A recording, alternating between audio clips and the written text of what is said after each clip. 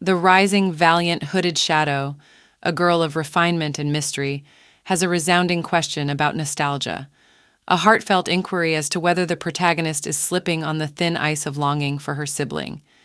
In ornate shrouds of intrigue and unexpressed feelings, the words of the mystery girl seem to whisper of lost moments of familial understanding. In the embrace of bitter sadness, the lady, her eyes pierced with tears like a gem in the light of the moon, extends her hand to the mysterious lady, as if offering the key to an ancient chest of feelings. The musical notes of nostalgia resound in her soul, creating a stirring symphony of the past, in which the lost images of her brother and sister shimmer like stars. And in that moment, like an evening star, the girl dreamily contemplates how far she would be willing to go for those precious moments. A flame of determination flares up in her heart that can light the way even to the edge of the world, in search of childhood images lost in the shroud of time. From the depths of the mystical silence, the voice of the mysterious lady, as if shimmering with echoes of magic, whispers gentle prayers of happiness for Ye. These sounds are like pearls in the dark ocean of the night, smoothly enveloping her heart, leaving an invisible mark on the strings of her soul. Like the smooth ripples of a mysterious space, these words sound like a call to destiny and a vow of unknown feelings. As this magical chant fades, the girl, like a petal of a delicate flower, begins to slowly sink into a state of calm. Her eyelids droop like the curtains in a theater where the stage closes, leaving only echoes of dreamy experiences in her subconscious. The mysterious ritual ends, and Yehi sinks into her inner world, where colorful dreams unfold under the unknown cover of night. Like a singer raising her chorus in the silence of the night, Yehi calls out the names of her brother and sister. Her voice travels through the swirl of darkness like a magnetic beam, trying to find their shadows trapped in the cobwebs of the past. Like a wandering soul in the night, she wanders in search of lost lights. Suddenly, as if in a mystical dance of destiny, a snow-white wooden door appears before her, like a portal to another dimension. Its structure, as if carved from her most secret dreams, shimmers in the light of the moon, calling Yehi to new facets of destiny. The door stands before her as an answer to her pleas, offering magical opportunities to embrace her soulmates in the mysterious world that unfolds beyond its threshold. Light and weightless, like the dance of a whirlwind, the girl pulled at the snow-white door, leading into the dazzling light that envelops her being. Like a sparkling diamond in the embrace of the morning glow, she steps into this stream of light where mystery and change weave in a whirlwind of unknown possibilities. And so, like a metamorphosis in an enchanted forest, the girl emerges from the light, and her appearance undergoes a startling change. Instead of a shadow of the night, she is transformed into an enchanting beauty, whose long hair is whiter than pure snow, and whose eyes sparkle with violet light like stars in deep space. Like a character from a magical fairy tale, she steps into a new world full of mystery and magic, where every step is imbued with the charms of meeting soulmates. Like an ethereal ghost, Yehi penetrated the living body of the woman clothed with the name of Merchant Reinswein, firmly ensconced in her abode. Magically, she found a new existence like a phoenix rising from the ashes, assuming the mantle of another's flesh and, more importantly, delving deeper into the labyrinth of her memories. Now Yehi was Merchant, and Merchant was her, as if intertwined by a thread of fatal destiny. Under the garland of other people's memories, Yehi didn't immediately recognize this new appearance, but suddenly the word Reinswein rang through her mind like the sound of a familiar melody. In this spring of names, she found a thin thread leading back in time, as if she were a character in a novel called Supreme Happiness. The guiding star, the surname Reinswein, was fixed in her memory like a clue to her own destiny, hidden beneath the curtain of a mystical novel that was now becoming her own life. The weaving of judicial threads led Yehi to an unexpected turn, and now she became an integral part of the story, covered with a veil of feelings and passions. She embodied herself as the wife of Marquis Ains Reinswein, a character closely related to the novel's protagonist. This Marquis, a minor character in the plot, was once in love with the personification of feminine grace, but fell into a trap of fate, and life brought him only a series of failures. Now, as the wife of Ains Reinswein, Yehi steps into a role where, between the lines of a past romance, she has to weave her new life. She merges with the image where love was sacrificed on the altar of fate, and her feelings the Marquis left in the past as a treasure that cannot be regained. Thus, in this lively novel, Ye He becomes part of a tragic symphony of human dramas and the unsolved mysteries of love. Now in the body of Merchant Rhineswein, Ye He ignited with the sensual intrigue of the novel Higher Happiness, where the protagonist was Serena Leif, innocently accused of betrayal. Under the curtains of this stream of consciousness narrative, she, like an actress in a theater of fate, is consumed by unjust accusations, losing everything she had. But the treasure of Iskaya, the guardian dragon of the land, is in her hands, and there begins Serena's magical tango with fate. Through a blaze of trials and tribulations, like a whirlwind of epic adventure, Serena Leif rises like a phoenix from the ashes, defying fate and determined to restore her good name. In this world where intrigue weaves like magic threads, Ye He, in the guise of Merchant, becomes part of a great saga where honor and bravery intertwine to knit a heroine's destiny in which mysterious moments are folded like the pages of an enchanted book. The fate of Serena Lejeff, the mysterious heroine of the whirlwind of passions, reaches its peak when she, like the heroine of a fairy tale story, is united by the bonds of marriage with John Howard, the embodiment of strength and valor in the novel The Highest Happiness. In this marriage, the melody of mutual affection resounds like the chords in an evening symphony concert. John and Serena become the epitome of love and overcoming, creating a magical romance in their lives. At the conclusion of this story of love and triumph, John and Serena become parents, radiating rainbow light as they welcome children into their home.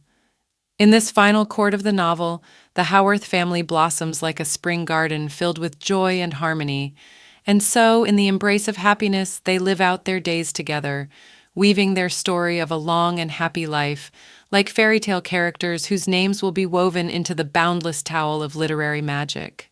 In the nooks and crannies of the novel High Happiness, there is a glimpse of Ains, the Marquis with misty eyes, meeting his love, the one whose incarnation was stolen by Ye He, who turned into Merchant Rhineswein.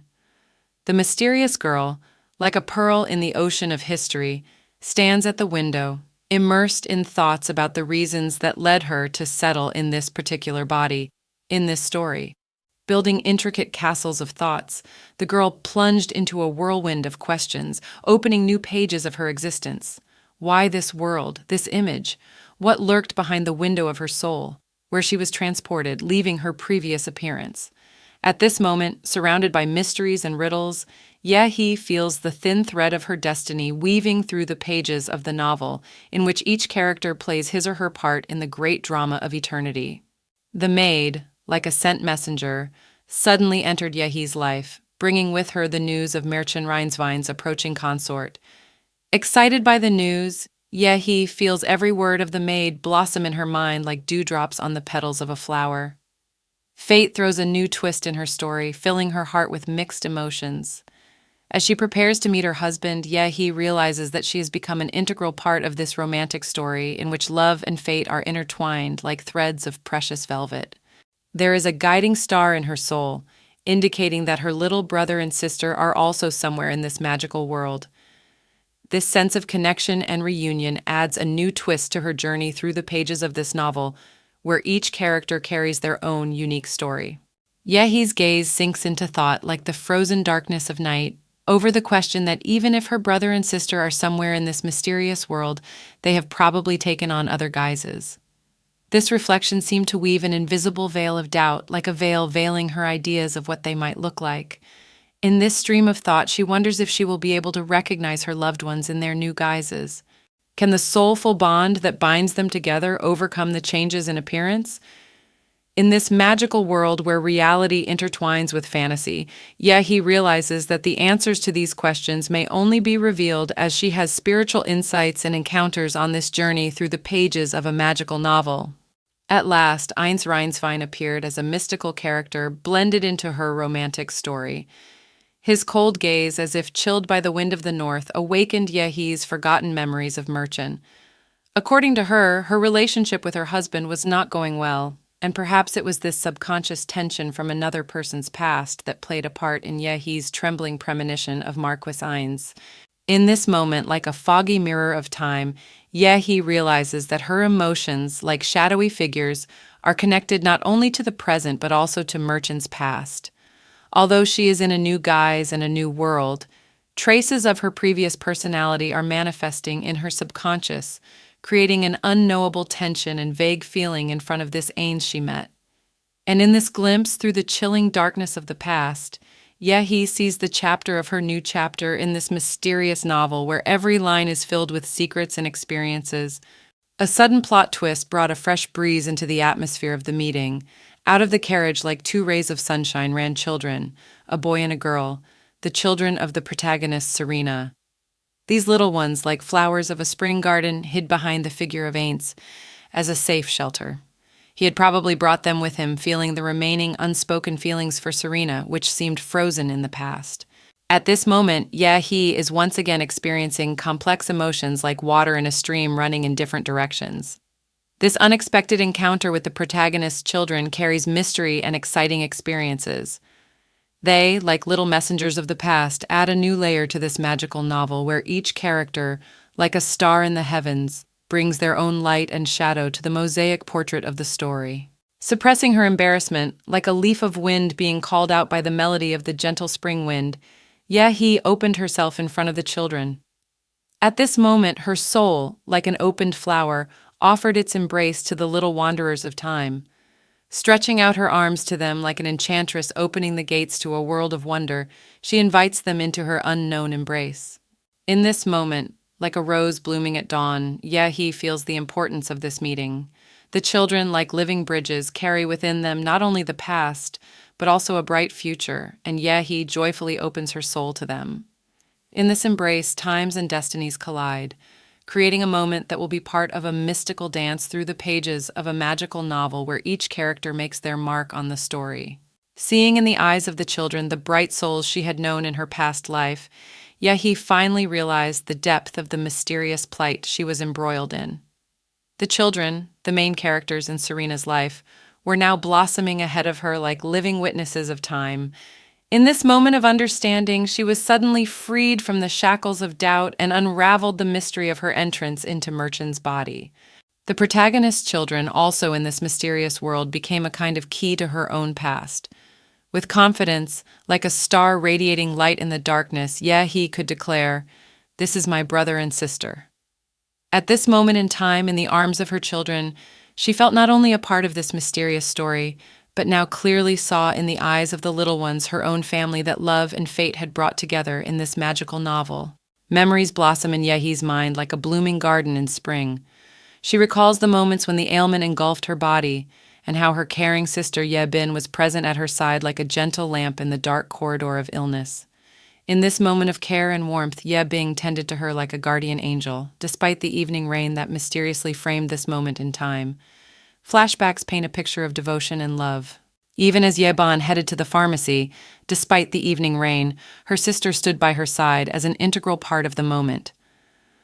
It was an act of selfless caring that now resurfaces in Yehi's mind like a precious amulet, reminding her of the connection to that past that she now carries within her in Merchant's body. Yehi had her own unique family, her favorite part of the world. Despite the fact that she lost her parents at a young age, she was able to raise a wonderful brother and sister. This little family became a whole world to her, filled with love and warmth. Yehi's life was humble and prosperous. Unlike many, she did not lavish herself in luxury, for every step in her life was weighed for the well-being of these two, her brother and sister. They were her everything, her light and inspiration. All her hardships and joys were centered on creating a comfortable world for them. In her eyes, in these two, she found priceless meaning in her life, and every day was an ode to this tender bond that sustained her like an eternal source of inspiration. Yehi's fate has brought both moments of happiness and hardship. It was the incredible care and nurturing she surrounded her sibling with that became the source of her grief. Trying to shoulder the burden of responsibility for the ailing Yehi, Bin and Bon went to the pharmacy that fateful day to bring relief to their sister. However, as in an insidious plot twist, fate presented them with a merciless cardinal of destiny. The tragic traffic accident became the cornerstone moment that took their lives like an autumn wind blows leaves from the trees. This moment, like a black feather on the page of the family saga, was forever marked in their fate, shedding bitter tears of irrevocable farewell. Thus, Yehi's love and sacrifice, so remarkable in their upbringing, became a source of deep grief and loss. The solemn moment of the funeral was attended by a mysterious girl in a white hood, like a figure from dreams. Her presence was wrapped in an aura of mystery, like a breath of mystery in the cold air. This white hood that blended softly with the surrounding darkness made it seem like she was a messenger from the shadow world who had crossed the boundary between life and death. Thanks to this mysterious girl, He was blessed with another miracle of meeting her family again. A mysterious turn of events, like a mysterious weaver of fate, wove the threads in their lives that led to this encounter. In that white hood, He guessed something supernatural, like an elven figure from a fairy forest that provided her with the key to meeting the souls dear to her heart. Even with her new appearance, He easily recognized her brother and sister as ancient souls connected by the invisible threads of fate. In this new world where reality intertwines with fantasy, they were not only together again, but also twins, mirror images of each other in this magical labyrinth of time. The crying Yehi, like a flute in the hands of a melodious musician, could not believe the happiness of this meeting. At this touching moment, like a magical cosmos between history and eternity, a comforting little girl with white hair approached her. Her touch was like a gentle medicine for Yehi's heart, like a magic balm that quenched the pain of loss and separation. The twins stepped in front of Yehi like stars and introduced themselves affectionately, revealing their names, Reef and Joseph. Their words were like a muffled whisper of time carrying through the space of life and death. These two light beings, as if sent from other worlds, declared their willingness to help the girl whose soul seemed to have lost hope. The twins' words sounded like the sounds of a melody of hope, promising to be a support in the fog of the past and a light in her future. At that moment, like a blossoming bud on the tree of life, Yehi felt that the possibility of happiness had not disappeared, but had simply become invisible like a star in the midday sky.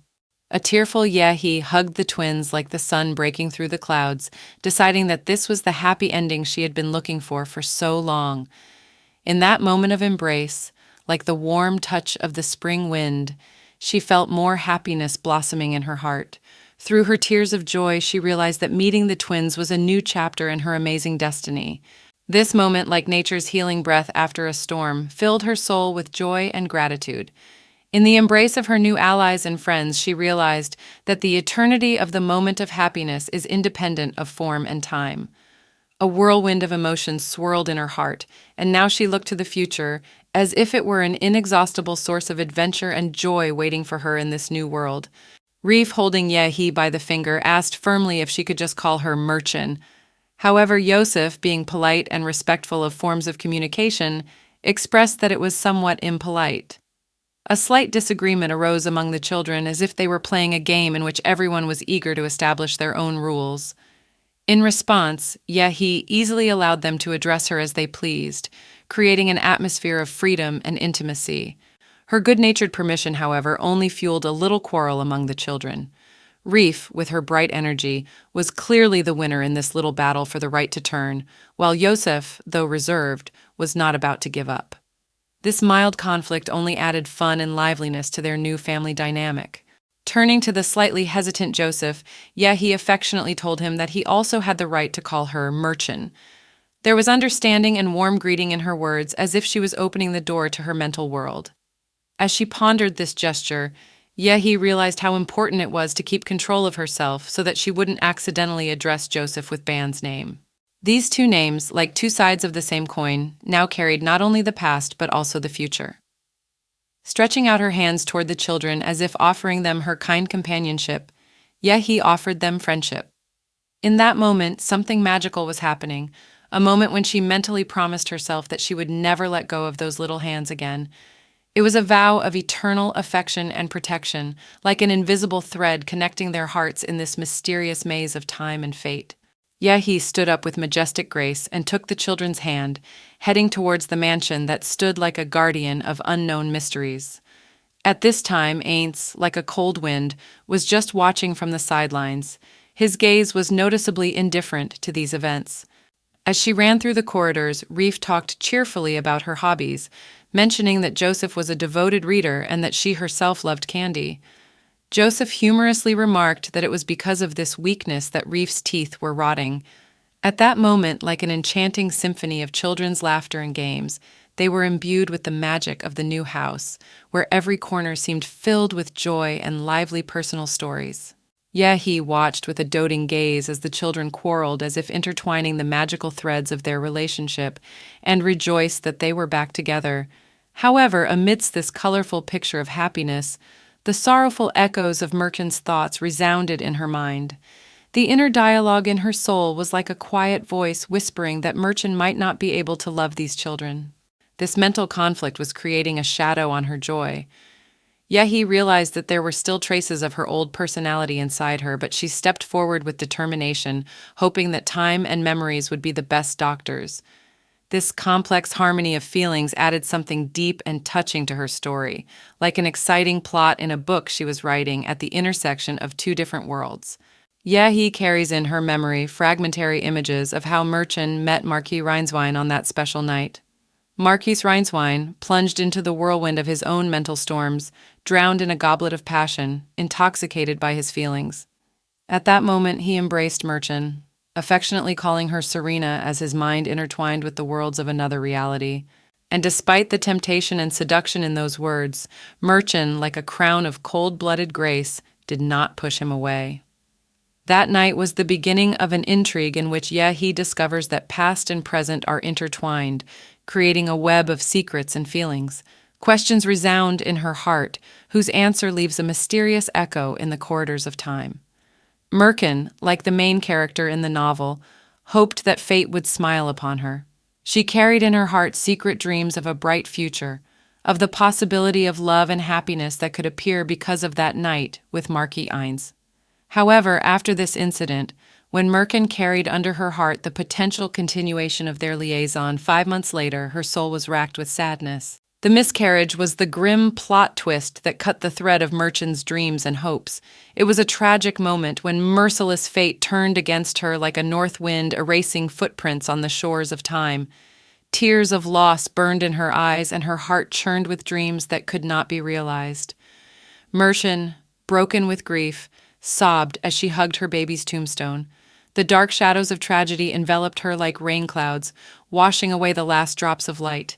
But despite her pain and tears, Ains, like a cold-blooded marble statue, never once supported her or expressed the slightest word of compassion for her.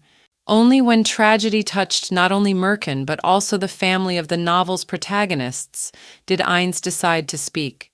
His words rang out like the tenor of a somber symphony as he discovered the two children left behind by the death of their parents. This contrast between his indifference to his own loss and his attention to the pain of others created an ominous atmosphere, like winds over a stormy sea, a foreshadowing of something even darker and more mysterious. Thine stunned Merchant with his sole decision to take Serena's children. The matter remained in the shadows, never once discussed between them. The Marquis simply brought Serena's children and took them into his care, as if resolving the issue on his own. In this plot twist, he showed his authoritarianism, as if he were the ruler of the playing field, controlling the fate of his characters. This moment was not only unexpected, but also questionable. Ains, being a man cold and indifferent to the death of his own child, seemed to bring out of the shadows a new chapter in the novel, where the fates of the two children began to intertwine in a mysterious web of his own decisions and secrets. For Merchant, meeting the children was not as joyous a moment as it was for Yehi. As the children ran toward Yehi, Merchant's sense of despair and confusion swept over her like a wave, causing her to plunge into the well of those dark emotions.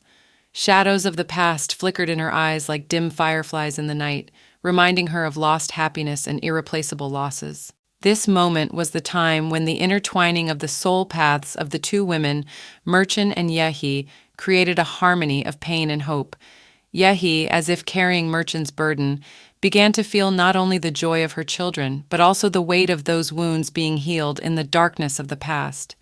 In this dramatic maelstrom of emotions, the two women's life paths merged into a single work, creating a mysterious mosaic pattern in their souls. Out of the lull, Yahi brought little Reef out of the lull, chatting about why the girl seemed sad. With a warm gaze, Yahi asked a question like a gentle sun penetrating through the clouds. To this, Reef replied that everything was fine, but the shadow of mysterious sadness didn't immediately disappear from her pretty face. Then Yahi said, "It's okay," as if she was wrapping her heart in an affectionate blanket, and then she went into thought. She reminded herself that, in spite of appearances and changes, she was not Merchant after all. Her soul should be dominated by love and warmth towards her beloved brother and sister. It was a moment of self-discovery where Yehi decided to take control of herself and not let the shadows of the past overshadow the light of the future. While the children were diving back into their little disagreements, Yehi ironically remarked that they were getting along just fine. This remark, like a playful breeze, caused a storm of emotion among the children. A smile lurked in her gaze, as if she knew something that the others had not yet realized. In her mind, Yehi recalled the times when Ban and Bin, her own brother and sister, also scratched and fought in the same way. This parallel moment in their behavior created an invisible link between the two worlds, like a magic portal through which not only the plots but also the characters intertwined. Yehi, in her desire to create an atmosphere of joy and reward the children, brought a box of candy. With a smile full of warmth, she promised the kids at least one candy a day. However, if they exhibited good behavior, they would face as many as 3 sweet treats. This maneuver by Yehi was like a starfall in the dark sky, filling the children's hearts with sparkling stars of hope. The irrepressible energy of the children responded instantly to her suggestion. Their little burning eyes glowed with excitement, and their voices full of joyful awe said in unison that they would behave as well as possible. At this moment, Yehi felt the bond between her and the children become even stronger, as if she had given them the keys to the magic doors of their understanding. Suddenly, Reef, like a whirlwind of innocence and curiosity, asked where their parents were. Yosef, in an effort to reassure his sister, made an effort to comfort her, but his words only fueled the flames of the children's anxiety. The heated Reef said that Eins had promised them that if they went with him, their father and mother would be there. Her eyes reflected a childlike faith in promises, like fireflies in a summer twilight garden. This moment was like a triumph of ignorance in the face of reality, and Yehi, standing in the middle of this whirlwind, realized that her task now was not only to be a support for them, but also to reveal to them the wonder of a new world where promises are fulfilled. Tears streamed down Reef's chubby cheeks as she chewed on a candy. Yehi, looking sympathetically at the distraught girl, tried to comfort her, saying that perhaps she had just misunderstood Ains. However, the moment became even more touching when tears of innocent fear also appeared for Joseph, who fearfully pondered the fact that their parents might have left them behind. In that moment, Yehi realized how her task was now becoming an incredible mixture of caring and being a mentor in this new world for the children. Her words, like the gentle touch of the wind, tried to reassure the children, but her eyes reflected her desire to hold each child's hand tightly so that they would feel that they would not be alone in their feelings and experiences. Already crying, Yehi hugged the children, holding them tightly in her affectionate embrace. With tears hot on her cheeks, she began to tell them that their parents had to go far, far away, and so they had asked Merchant and Ains to look after them. She reassured them, promising them that their parents had not abandoned these little ones, but simply had to leave for some important reason. Her words were like the soft touch of a comforting wind caressing the children's hearts. In that moment, Yehi became not only their support but also a magical storyteller, creating a world where the love of their parents intertwined with the care of their new guardians. After a while, Yehi finally managed to put the children to bed. She whispered quietly, reassuring them of their safety, covering the little figures with blankets like a wizard creating a protective shield against nightmares. At that moment, when the children's breathing was becoming regular, Eins entered the room. The Marquis, unobtrusively calling her aside, invited her to a private dialogue. There was a mysterious note in his invitation, as if there were unsolved mysteries lurking in the starlight, ready to be revealed in a face-to-face conversation.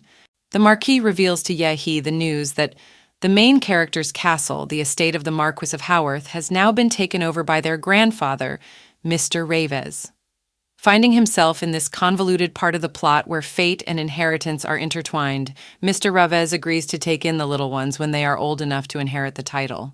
In these moments of conversation, Yehi, immersed in the circumstances of her new world, could see that while her thoughts may have danced to the rhythm of the past, her real feelings were a concern for why Ains wasn't paying attention to her opinion again. Mr. Ravez expressed a request for Ains to look after the babies, to which Yehi nodded phlegmatically, as if she understood that it was part of her new duties. However, emotions were raging in her inner world, and Merchant's memories were colliding with the walls of her own mind. The heavy burden of memories made her mood less cozy, as if the shadows of the past were projected onto her present. Yehi, shaking her head phlegmatically, quietly mused about how uncomfortable she felt because of the shadows of the past caused by Merchant's memories. Doubts flared in her heart as she thought about how Ains had treated the previous owner of this body. Those thoughts filled her inner world, and she didn't want to spend a single extra second with him. Merkin and Ains had not shared a room for a long time. Their worlds touched each other only when they had to deal with current issues or business negotiations. Like two stars in the heavens, they moved in their own orbits, meeting only when their trajectories intersected in the inevitable dance of circumstance. However, despite this distance between Merkin and Ains, the servants never looked down on the girl. Their eyes were always respectful, as if she were an integral part of the palace landscape. Maybe in their eyes, Merchant was still a mysterious lady, the inhabitant of a secret world that existed parallel to the one they saw in everyday life. Only now, it didn't matter anymore. Yahi had a feeling as if she was being watched, judging her from on high. Among them, it felt like she was being viewed as a pitiful creature. Yahi couldn't explain why she was in this character's body, but at this moment her thoughts were focused on her beloved brother and sister. She was happy that they were together again, and even the fact that they couldn't recognize her in this new form didn't stop them from reuniting. A maid's shout suddenly rang out in Merchant's room, her voice filled with alarm as a storm blew in, informing the girl that the children were shut up in their room and could not be reached. A shocked Yehi rushed to her brother and sister, trying to open the door. However, the solid door did not yield to her efforts, as if refusing to reveal its secrets. This moment made Yehi ponder that perhaps her brother and sister had woken up, found that no one was around, and were worried. However, this did not bring an answer to the question of who had locked them inside. Vague echoes of mystery resounded in Merchant's room, as if invisible hands were playing their terrifying play. In a house that smelled of luxury and exclusivity, Yehi, asking where to find the key, was met with an impenetrable veil of answers from the maid. As if sent from the world of riddles, she said that the key was on its way, rushing to its destination despite the girl's impatient gaze. Wasting no time in fruitless waiting, Yehi, like a determined whirlwind, decided to create a path to the clue herself. She began knocking on the door of the room where she knew her reborn brother and sister, Reef and Joseph, were. The sound of her knocking dissolved into the atmosphere of the mysterious mansion as if it were a portent of a meeting, and Merchant's voice, wherever it went, became a kind of music to which the children immediately responded, creating a magical harmony within the locked room. In her unusual role, Yehi asked the children to open the door, hoping for their childlike carelessness and rainbow of pure gaze.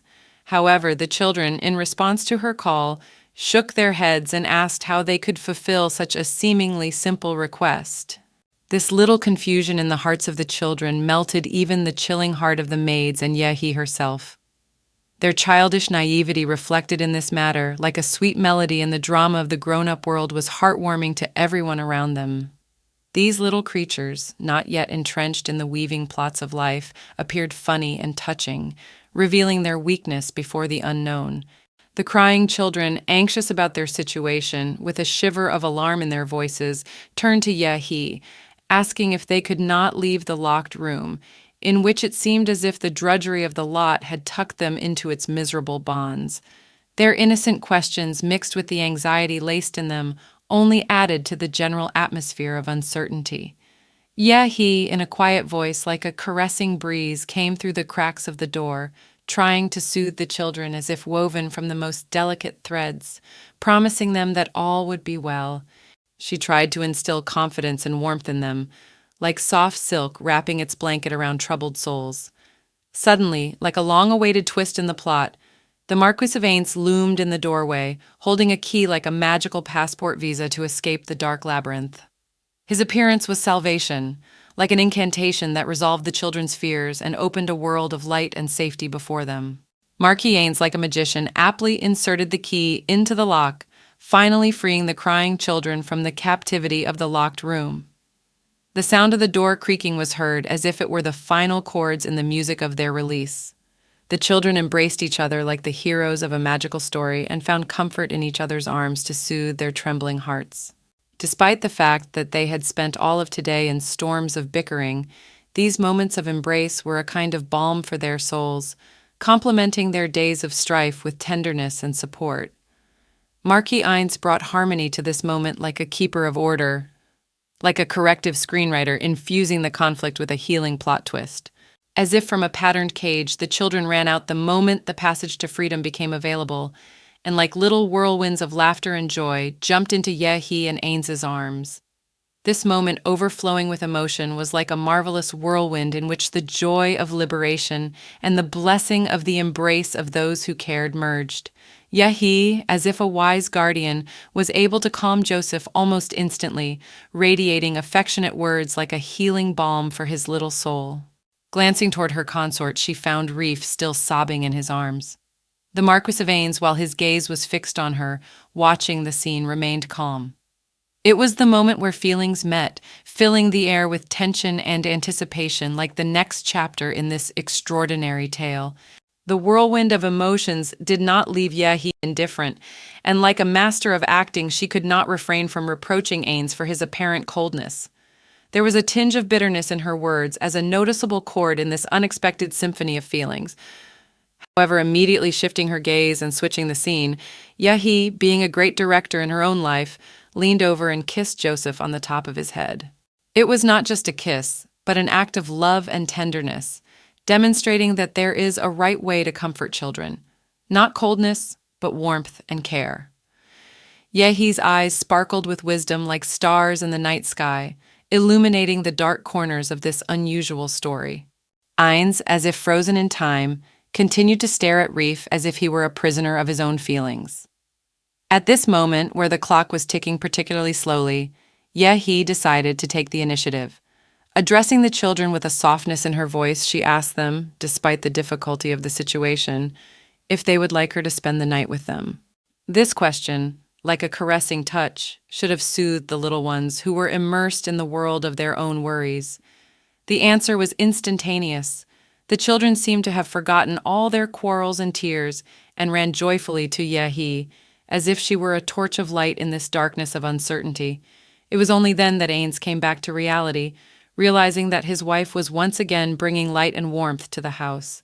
Suddenly, Reef's worrying question unfolded like an unexpected twist in the plot. The children, like detectives uncovering the secrets of adults, began to conduct their own investigation. Reef, with excitement and curiosity in his eyes, asked Yehi if she and Ains shared the same bed like their parents do. However, instead of going into complicated explanations about the relationship, Yehi, with ease and cunning, offered the children candy. The sweet treat became an enchanting amulet, taking their attention away from difficult topics and drawing them to ease in the world of magic. Skillfully distracting the children, Yehi, like a keeper of secrets, headed to bed after a fun moment with the candy, settling down to sleep. In this moment of peace and quiet, she was able to close the chapter of the day, as if encasing it in a scroll of memories and preparing for a new act in their unusual family drama. The next morning, when everyone was gathered around the same table to enjoy a social lunch, Reef's sudden question pierced the air like an unexpected ray of light in the room. He asked Ains where their parents had gone, expressing surprise that not a single letter from them had arrived. The theme of his parents' disappearance, like a mysterious plot in their history, resurfaced again. Reef, like a small detective investigating mysteries, tried to solve the riddle of his parents' absence and distant roads. At that moment, breakfast became a pause in the narrative, as if it were a call to unravel the mysterious past that resounded in the quiet clinking of spoons and the whisper of seagulls. Caught off guard by Reef's question, Ains, as if yanked by the thread of time, almost gave away the tragic information about their parents' deaths. However, As an experienced director of his life, he noticed the lie in Yehi's eyes just in time. At this moment, he could feel the fabric of their family plot on the verge of being torn apart. Calmly and thoughtfully, like a chess player, Ains simply asked Yehi if he had told the children that their parents had traveled to another continent. The children, like open books, confirmed that this was the kind of story they had heard from Merchant. At this moment, a chord of the past, revealed in the children's words, sounded like a hidden note in this melody of a family secret. Stunned by Ains's lightning-fast reaction, Yehi suddenly realized that she hadn't shared her lie with him, but she quickly admitted to herself that his agility and cleverness had impressed her. In that moment, as if recalling a lesson in theater, Yehi realized that Ains had easily slipped into her created role, maintaining a facade of mystery and family secrets. And despite her internal explosion, she couldn't help but be happy that Ains supported her acting so easily and naturally. In this moment of blending falsity and reality, it was as if they had become co-creators in this complex performance of history, where each move, like a masterful acting technique, brought its own note to the harmony of this mysterious story. Despite Ains's cleverness and Yehi's skillful tricks, Reef, like the resident detective in the story, was not about to relent. She insisted that if her parents went on a trip, they were obligated to write a letter at least once. The stubbornness of this little soul, like a stone in the road, remained unovercome. Yosef, lowering the tone of the conversation, intervened with patience and delicacy. He asked his sister not to be capricious, like a gentle conciliator in this drama. It was a word of wisdom and prudence, trying to calm the rippling waves created by the disagreements and inconsistencies in the family history. Frustrated and filled with longing, Reef reported that her heart was waiting to see her parents, not to feel lost. She confessed that it had been so long since they had seen each other that she had forgotten what they looked like. The words were like a sad refrain in their family melodrama, reminding her of the long separation and the loss of memories. Her voice held mixed emotions, excitement and fear. She continued, expressing worry about what would happen if her mother arrived and couldn't recognize them or forgot them altogether. It was a childish anxiety that suddenly surfaced in the conversation as a dark cloud covering the bright sky of the future. Suddenly, as if bringing light and certainty in the vague haze of uncertainty, Ains entered the conversation. Full of confidence, he declared that their parents would never forget their children and would be sure to write. His words, like a magic mantra, swept through the dark shadows of worry, bringing warmth and comfort. Ains, like a shining lantern in the darkness, became a kind of guarantor of the future, asserting that love and bonding with parents overcomes even temporary separations. In that moment, his words became a drop of hope, falling on the children's hearts and creating a bright spot in their cloudy sky of doubt. Surprisingly, like a magic note, Ains's words resonated with the girl. Reef, as if awakened from her dark thoughts, rubbed her eyes and suddenly, like an explosion of fun, switched to a lighter note of conversation. Her gaze, like a ray of sunshine, noticed how delicious her carrots were. This unexpected turn of events, like the script of a merry feast, surprised everyone at the table. Reef, like a child's whirlwind, had dispersed the clouds of longing, and now her enthusiasm for the carrot was like a magic spell to drive away the vague shadows of uncertainty. A frustrated and pensive Yehi watched this sudden transformation of Reef, and a realization matured in her heart. She realized that it was impossible to hide the truth from her children, and sooner or later she would have to face the difficult reality of telling them about their parents' deaths. In her inner reflection, however, a decision resounded: not now. Such moments required careful thought, like the delicate handling of crystal glass, to avoid the mental trauma of the morning light of ignorance. Yehi felt that the time would come when their children would be ready to face the truth, but for now she had to play the role of guardian of their childlike innocence. After a while, Ains handed Yehi a letter he had created on behalf of their parents. This unexpected action dumbfounded Yehi, causing her to be bewildered. However, Marquis, like a skilled actor, simply replied that he had tried his best to copy John and Serena's handwriting. He claimed that the children would not yet be able to realize that their own parents had done it. It was a peculiar gesture, like a theatrical play where even the most difficult moments were solved with creative techniques. Ainz, like a master of art, created the illusion of an important message from his parents, absorbing the excitement of this unusual family drama. At first, Yehi refused Ainz's offer, feeling that creating a fake letter was a step toward the shadows. But children who waited so intensely for news from their parents acted like moist sponges soaking up hope. The girl couldn't stand it and finally agreed. When they noticed the letter, the children jumped for joy, asking Merkin to read it. Yehi, given to the softness and warmth in their eyes, could not refuse them. In that moment, she became the narrator in her own story, trying to turn a fragment of a fake memory into the real magic of parental love and care. Yehi sat down on the soft sofa, and the children, as if guarding a treasure, sat at her side, confident that it was definitely their parents' handwriting. Their eyes sparkled with joy and awe at the invisible lines, as if the magic of adult words had revived their childhood hopes. Yahi felt embarrassed looking at their happy faces. At this moment, as she was immersing herself in the beautiful lines of the fake letter written by Ainz, she was thinking. She pondered on what would happen when they found out the truth. These little hearts, now filled with joy, would they be able to survive the encounter with the bitter truth hidden behind the mask of beautiful words? As soon as Yehi finished her moment of reading the enticing letter, the children instantly flew up from their seats and rushed to the paper to write their own response to their parents.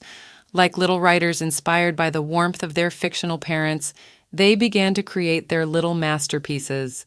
Hannah, the faithful maid, provided them with all the necessary materials, and at that moment the room was filled with the children's enthusiasm and laborious eagerness. Like architects of their own happiness, they were creating a response to the letter, hoping it would be the next step toward meeting their real parents. After a while, the children returned with beautifully colored letters filled with childlike tenderness and love. Eagerly, as if they were messengers of a bright future, they asked Merchant to send them along with a reply to their parents. Yehi naturally agreed, assuming the role of the guide of their innocent dreams. So at that moment, the room was filled not only with children's laughter and affectionate voices, but also with moments of hope that seemed to fly along with those beautiful letters to meet an unknown but so desirable future. Immediately after the children had sent their tiny messages, which unfortunately would never reach their distant addressees, they decided to go for a walk, inviting a devoted maid with them. At this time, from the window of his castle, Ainz was watching them, immersed in thought. The children, like motley butterflies fluttering in the wind, brought a confined peace to life. Ainz, looking at them, felt their play and joy like a reflection, bringing him back to memories of the children's parents. In their play, he saw the same gaiety, the same carelessness that had so often shone in John and Serena's eyes. He wondered how much they resembled their parents, how their souls were closely intertwined with these figures removed by the shadows of the past. Ainz was deep in thought, remembering his childhood. He pondered the question of whether there was a time in his past when he laughed as carefree as those children. In that moment of fleeting nostalgia, as a breath of the past swept through his gaze, illuminating those distant times. A former child, now busy with adult cares and responsibilities, Ainz tried to find in his memory those moments of innocence when his laughter sounded like the music of happiness. Perhaps in this look at children he found an answer that emphasized the importance of preserving their joyful restlessness, for it was a precious treasure in the vast ocean of adult cares and worries.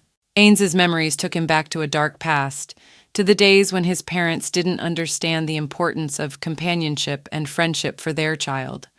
From the time he was a child, he was kept in a cold room devoid of windows, where he was deprived of his freedom, not allowed to go out into the light. These memories, like heavy shadows, enveloped him. The cold room became a symbol of his childhood isolation and loneliness, where every moment shut inside was a mute cry for attention and understanding. Ainz, looking at the carefree games of the children, realized that it was these moments of happiness and friendship of which childhood consists that were denied to him during those difficult years. One incredible day, however, the unthinkable happened. For the first time in his life, he was let out of the shadows, cleaned up and dressed up beautifully. On this special day, Ainz encounters something that previously seemed unattainable to him.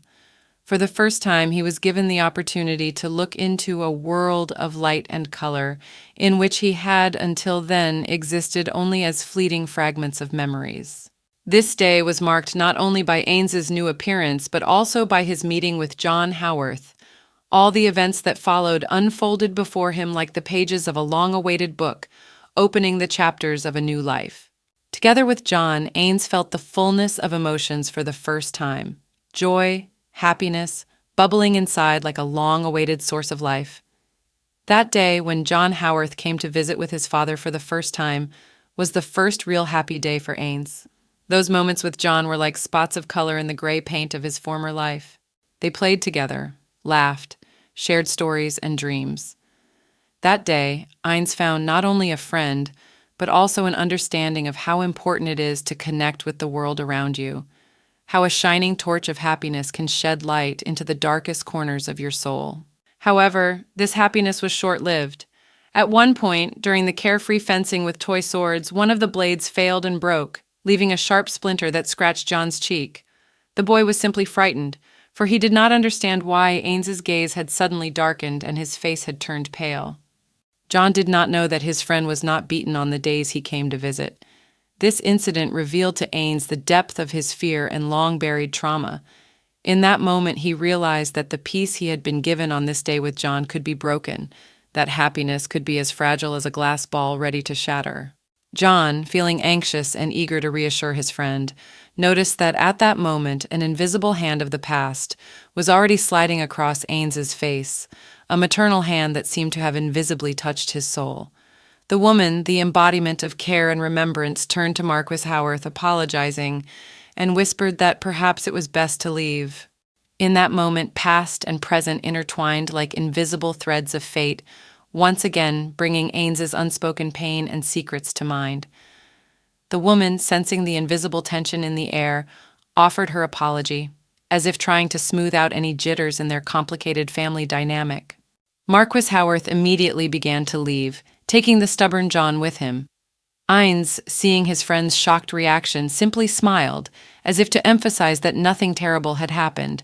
That smile was their silent goodbye. From that day on, Rheinswein Manor closed its doors forever. The mysterious events that took place that day left their mark on Ains's heart. In Howarth's departing mark and in the closing door, he felt a part of his past, long hidden and forgotten, come to light again. This moment was a turning point in the fate of Rheinswein Manor, closing its doors and creating a mysterious emptiness in its corridors filled with an ominous silence. Much time passed before their paths crossed again. John, returning with his family, came to rescue Ains from the imprisonment into which he had been thrown, confined in a locked room. This reunion turned out to be like meeting a long-lost light. John, like a hero returning to free a prisoner, opened the doors of Rheinswein Manor, reviving mysterious history and long-lost memories. Ains decided to stay to live at the Howarth estate. It was during that period that the one who became his whole world appeared. A girl with eyes the color of violets, Serena Leaf, stood between him and his friend, like an unknown shadow enveloping their relationship. Serena came, bringing with her a whirlwind of fresh air and new possibilities. Her presence filled the manor with a new light and inspired Ains to rethink his path. Serena's eyes, colored like violets, enveloped him, making him feel as if he were seeing the world in rich colors for the first time.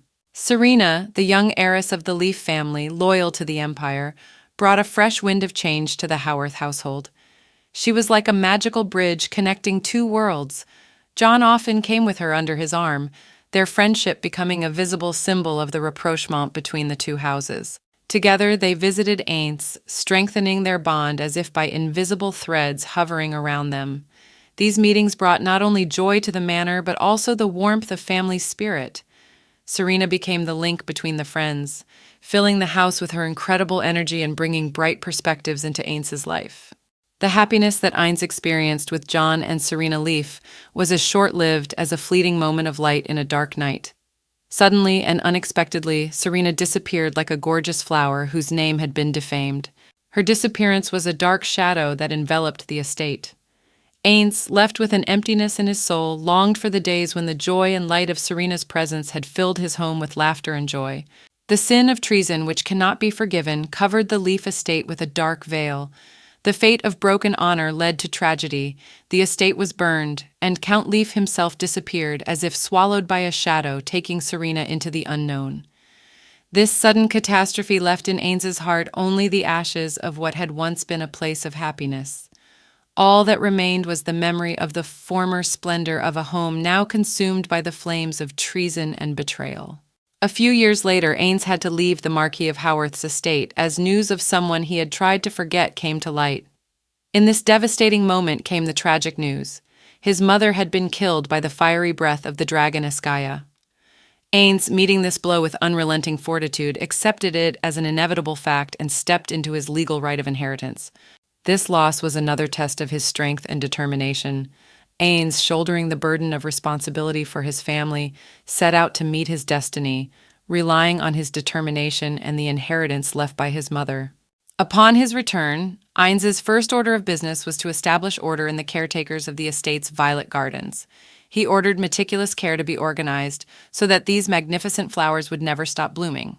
Thanks to the careful and professional care of the gardeners, the violets on the estate flourished even on the coldest days, as if echoing warm memories in Ains's heart. These violets became a symbol not only of beauty and refinement, but also of the strength of spirit, which, despite all the trials, retained its unique elegance and vitality. The color purple dominated the garden of the Rheinswein estate with the arrival of autumn, creating a soft harmony with nature. Suddenly, at a late hour, when the autumn wind gently ruffled the leaves, a mysterious guest appeared to the marquis. The servant, amazed at the sudden visit, asked the girl to return the next morning, but she insisted that she would not leave the manor until she had met Ains. This nocturnal visit brought with it its share of mystery and expectation, surrounding the manor in an atmosphere of mystery and anticipation, like a violet mist enveloping a garden waiting to be unraveled. The mystery guest entered Marquis Ains's office, and his face expressed extreme surprise. With her hood up, her face remained a mystery, but when she finally opened it, Ains felt a surprising revival in his heart. Serena Leif stood before him, disappeared and forgotten, but now back in his life again. This counter moment filled the room with an atmosphere of reminiscence and unbelievable wonder. The violet color of her eyes lit up the room once again, as if magic had brought back that moment with an unexpected radiance.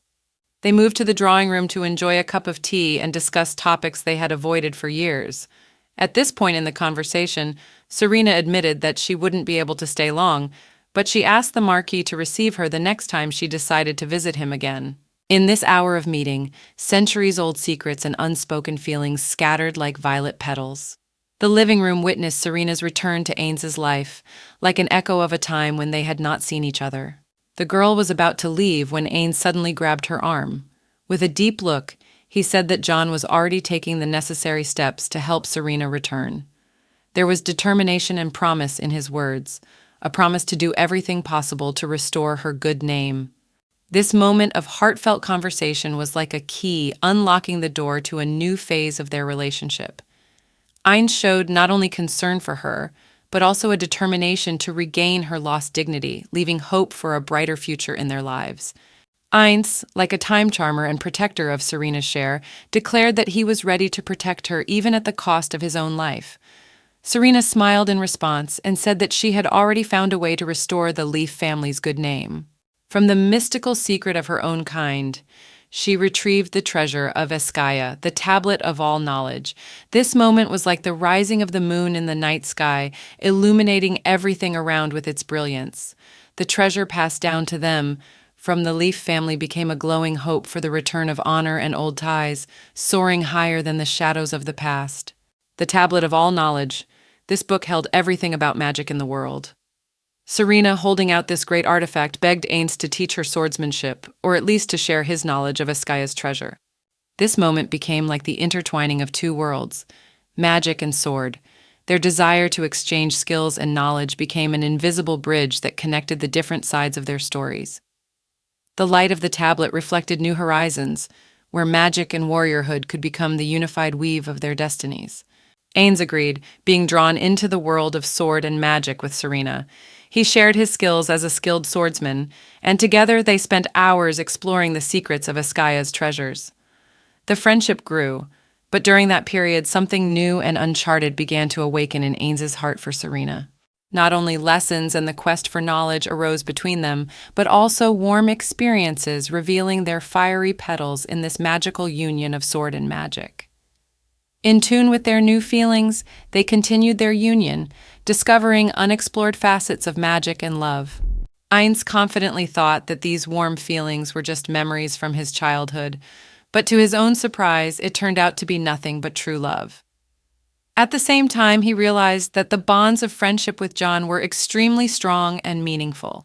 This sensual contradiction created in his heart a melody of complex emotions that combined both past and present. The magic of friendship and love permeated his being, leaving an incredible mark on Ains's soul. Jealousy, like a web of dark experiences, entangled Ains. Sometimes he felt envy envelop his soul, and the desire to destroy the one who refused to belong to him and the one who stole her became like a shadowy ghost in his heart. Such dark emotions, like dark winds, swept within him, calling forth a dark inner storm. In these moments, he realized the complexity of his feelings, in which love, jealousy, and the heavy burden of choice were intertwined. One day, just as the tired sunset rays were covering the city with a blanket of mysterious gloom, Eins found himself in a state that could be characterized as a cheerful frown. Jealousy, like an insidious ghost, took hold of him, shrouding his heart in the darkness of doubt. At this moment, he was betraying his mind to a whirlwind of guilt, blaming himself for being unable to utter warm words of sincere happiness to his friends. However, like a living badass bully, he decided that it was better now this evening he should go home and step aside, leaving behind him moments of weakness and missteps. So he wandered in the darkness like a sneaking criminal trying to escape into the night. And then, in that foggy moment when no one seems to see or hear, Ains found a silhouette that seemed to him to be coming from the past. And being a bit out of his depth, he perceived this figure as Serena, a precious reflection of his longing feelings. However, not everything was so simple in this loop of time and space. Like the flicker of a light ghost, Merchant flashed before Ains's eyes. And despite the unwelcome ethers of alcoholic stupefaction, Ains did not give up. He stayed true to his delusion, like a stubborn dreamer refusing to accept the harsh reality. And here, in this mysterious confusion, Serena, who did not appear, tried to silence the element of misunderstanding. She, like the wise hero of legend, stood before him, dispelling illusions, but Ains was not stopped by this whirlwind journey in the unraveled interstices of the evening air. In the moonlight, Merchant's eyes shone like violets, and despite their mysterious light, they failed to penetrate the darkness of indifference that enveloped Ains's mind. The shadows of incomprehension wandered dimly in his gaze, unable to awaken his sense of what was happening. The words of apology flowed past his attention like invisible raindrops, leaving no trace in his impenetrable void. At that moment, Eins was as if eclipsed by the darkness of his own thoughts, and not a single phrase, not a single glance could awaken his detached mind. Thus he remained a minor character in his own novel, unaware of anything in this literary play where his fate was intertwined with a plot unknown to himself. The moon shone silently with its cool light, witnessing a mystery that even Ains could not reveal in his own narrative. The realization, as if waiting for its moment in the shadows of unknown corners of his mind, finally came to Ains. When he arrived at Merchantaya, it was as if a key had turned in the lock of his mind, opening the door to the tragedy that would become an integral part of his life. From that night, like the first note in a sad symphony, the harmony of passion and pain in his heart began. The meeting with Merchantaya was a whirlwind of emotions that tore him out of his routine and threw him into an abyss of unexplored experiences. Thus began a tragedy like a dark drama playing out on the stage of his existence. And like a character in his own sad novel, Ains realized that every step taken at that moment was a drop forming a stream of unpredictable events. He found himself in a whirlpool of passions and mistakes, where every action was an irretrievable step forward into an unknown future, dark and mysterious as the night into which he had entered when he met Merchante.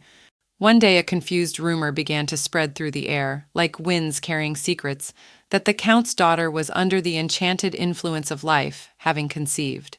Soon this news reached the attentive ears of Ains, and the light of understanding flashed momentarily in his eyes. He sensed that fate had long ago woven its invisible threads around him. Being a man bearing a share of responsibility and an ambitious spirit, Ainz could not remain indifferent to the events developing in the shadows of the castle. Merkin, like a whirlwind of circumstances, found herself in such a position that she had to take his hand as a lifeline in the stormy sea of life. She faced the inevitability of taking care of the child's future, being part of this unexpected story. Thus began a new chapter in their destinies, where every step was burdened with the weight of responsibility and sacrificial decision. In this intricate dance of life, Merkin and Ainz became actors in an unpredictable drama where every moment became an important link in the chain of events, describing their destinies as if the pages of one extraordinary novel were intertwined. That marvelous meeting was followed by a whirlwind plot of awe-inspiring events, an engagement and a wedding like the sumptuous chapters of a magnificent novel, and like a magic lamp lit by the secret of lovers, they stepped on the path to a future together. Before Merkin moved to the Rheinswein estate, the fabled haven of Ainz, there was a dramatic development. In this maelstrom of passions, like a decisive turn of the page, all the violets that had once sparkled like flower stones in the garden of their love were burned on the cruel orders of Ainz himself. So the fire of change was ignited, and the flame of that decision, like a fiery scribe of light, quarantined a new chapter in their novel together. The dark shadows of the past disappeared in the fire, leaving only sparks of hope for a future that might have been illuminated by unyielding will and human passion. The days of autumn came, and with them came a long-awaited change in Merchan's life when she finally moved into the beautiful estate. With each step through the corridors and halls, like the leaves of a windy season, her presence brought a new breath into the home of Ainz Rheinswein. Ainz looked at Merkin and found that her appearance was like the reflection of a violet in the golden dew of autumn. At that moment, like a great artist, he caught himself thinking that her beauty was like a delicate violet. This comparison became to him not only a metaphor, but a kind of recognition of her exquisite, refined nature. And so in the autumn twilight, when the light of the last rays penetrated through the golden leaves, Ainz saw in Merkin not only his spouse, but also a delicate flower, whose reflection touched his every glance. Like a magic spell of autumn, their love blossomed like a violet in a garden of passion and tenderness. However, like a magical violet briefly blooming in an autumn garden, their happiness seemed to fade.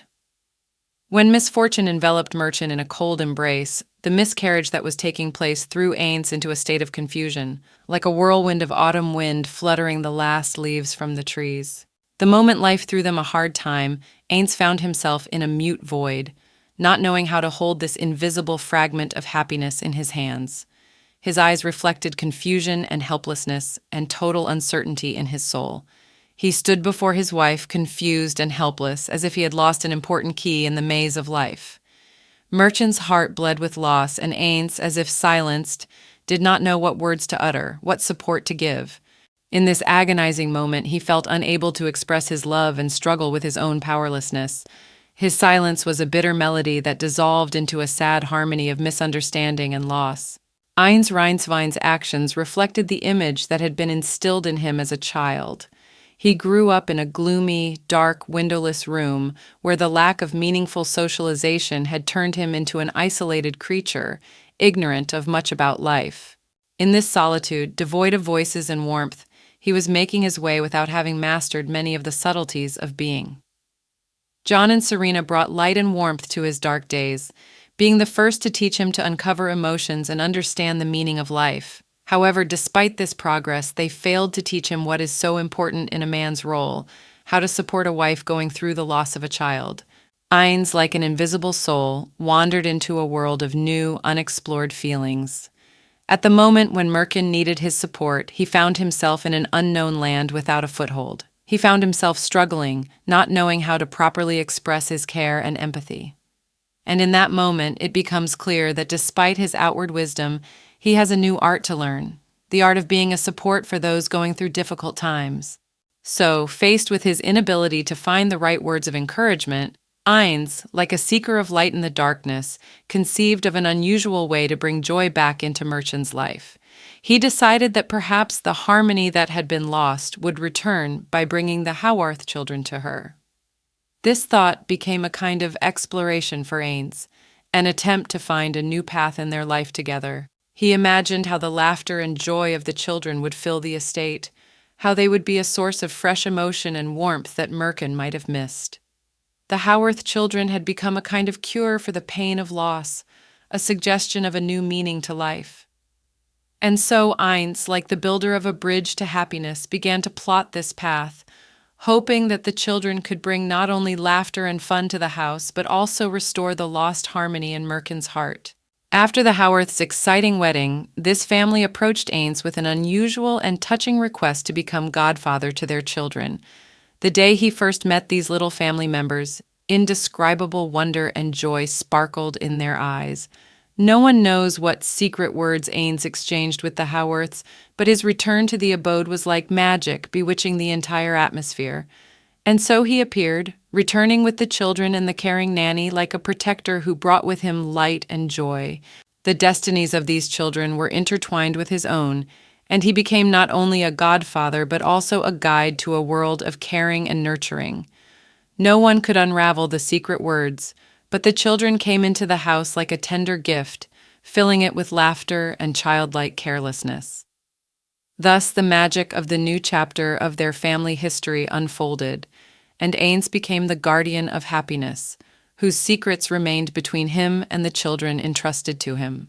Despite all the care and effort Eins had put into filling the house with children's laughter and warmth, he suddenly realized that despite all their innocence and joy, it wasn't working as he had hoped. As he looked into Merkin's humiliated eyes, it became clear to him that it wasn't baby crying or childlike joy that was what she really desired. In the moment he felt her sadness, Eins realized exactly what he himself had been looking for in children's laughter and in children's innocent eyes. A longing awoke in his soul that he wanted to hide behind the mask of a caring godfather. Merkin was not looking for a substitute for her loss in children's voices. Rather, she was waiting for support, warmth, and understanding from Eins himself. Thus, he realized that instead of saturating the house with children's energy, he himself needed to overcome the dark corners of his soul and give Merkin the support and affection she so desperately needed.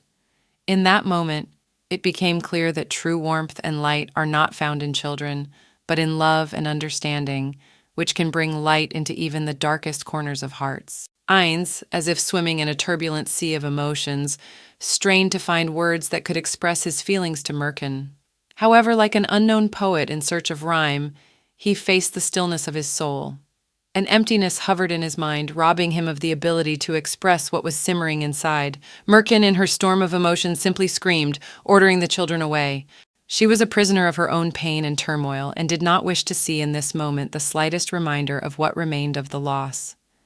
In that world where words lost their power, she sent Eins himself away as if exiled from his own realm of pain. And so, in silence, adjusted by her cries, Eins left the room, bereft of answers to his soul's questions. In his ears the words he could not utter sounded long afterward, and his heart remained in restless inner discord like a beacon in the stormy night's gloom.